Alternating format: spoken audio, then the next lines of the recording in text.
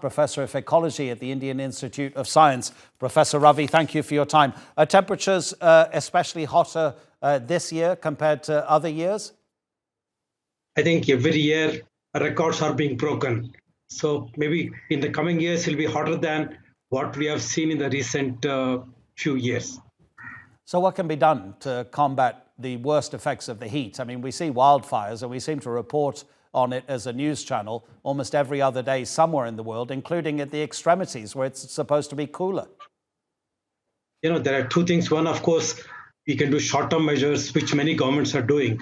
But the long-term solution is addressing climate change, because Earth has already warmed more than 1.2 degrees.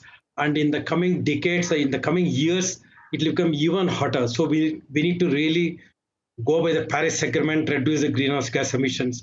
But at the same time, today, many things can be done, by planting more trees and, by painting the roof red or having some green cover on the roofs and, having drinking plenty of water, staying in the shade. There are a few things you can do, but it's going to get worse from year to year. Yeah, it's interesting because, of course, you immediately address the issue of the climate crisis, and that's a governmental issue, isn't it? Because if it's down to individuals, we're not going to probably succeed in doing what we need to do to reduce greenhouse gas emissions. And then you moved on to what people can do personally, which is really interesting because if the governments aren't acting quickly enough, it's going to come down to us because the impact is going to be felt on us as individuals. Do you see entire regions of the world becoming uninhabitable and therefore people being forced to relocate? Do you see possibly even our working patterns changing? If it's something like 50 degrees in the middle of the day, people literally won't be able to work. Yeah, in fact, there are already some parts of the world where 45 plus degree warming is already experienced. And people, are struggling to cope with that, especially in poorer countries or developing countries. So I think it's going to be a struggle for humans to really work outside during day hours. But the problem is this heat stress will affect, the health of the people, especially elderly people and people who have some other, health complications. They'll be more vulnerable to this heat stress. But I agree that according to some estimates, nearly 1 to 2 billion more people will be exposed to extreme heat stress in the coming years due to climate change.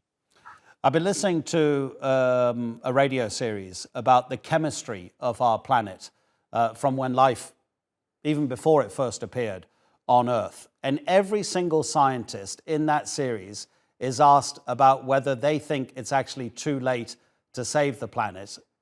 And they all become really silent and answer in a really low voice because they're so depressed about it. How do you feel?